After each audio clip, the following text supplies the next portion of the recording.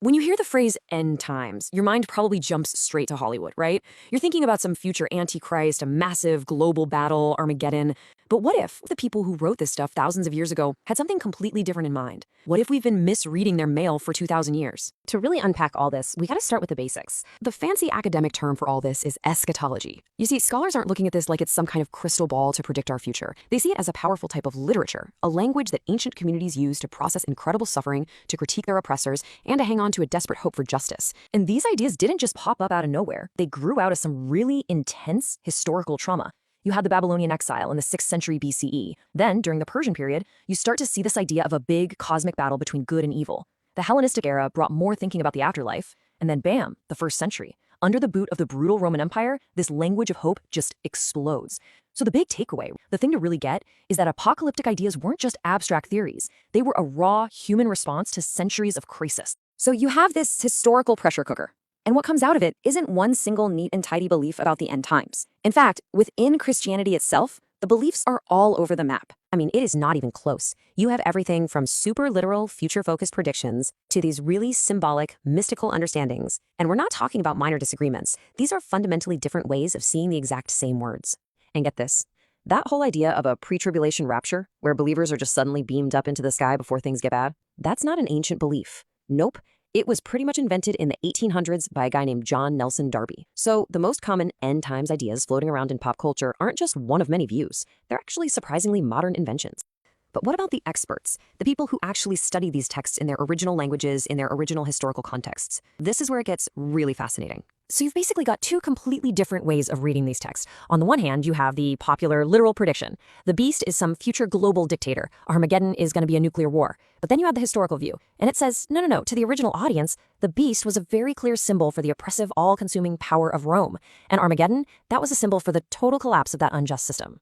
And it all comes down to this one single, absolutely critical principle for historians. A text had to mean something to the people it was first written for. The book of Revelation wasn't written as some cryptic puzzle box for us to open in the 21st century. It was a powerful message of protest and hope meant for real people suffering under a real empire 2,000 years ago. Okay, and this might be the single biggest mix-up of the whole thing. See, when the original Greek text talks about the end, the word it often uses is aion. That doesn't mean world as in the planet. It means age. An era, a political system. It's about the fall of an empire, not the explosion of the sun. So with all that in mind, when a scholar picks up the book of Revelation, they aren't seeing a schedule for the future. What they see is this incredible piece of coded political resistance. It was written to 7 real churches in what is now modern-day Turkey. It used all this wild Jewish imagery as a kind of political code. Babylon was a well-known stand-in for Rome, and that famous Mark of the Beast, scholars suggest it was likely about economic complicity with the Roman system, like using their money, which was stamped with the emperor's face, an emperor who claimed to be a god. It was forcing a choice. Who do you give your ultimate allegiance to, God or the empire? All right, so this is all really fascinating history, right? A cool academic puzzle, but why does any of this actually matter today?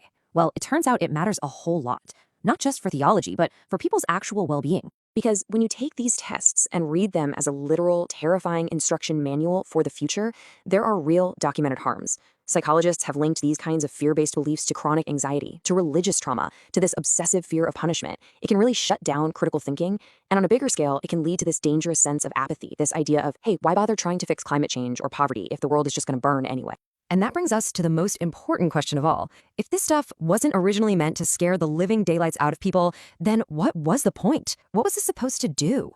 The answer is, it was the exact opposite of fear. The original message was all about hope. First, it was a language of protest, a way for people with no power to stand up and say that injustice and empire do not get the final word. Second, it was a deep expression of hope that a higher power would ultimately intervene. And third, and this is so important, it was a call to moral urgency. It was about creating a better, more just world right now, in defiance of the broken world around them. So let's just boil it all down to one final thought. What started out as a rich, symbolic language of hope for people who were crushed by an empire has in many ways been turned into a modern theological system built on fear. And understanding that gap, the gap between what it meant then and how it's often read now, well, that changes everything. It turns a script of terror back into what it was always meant to be, a profound testament of hope.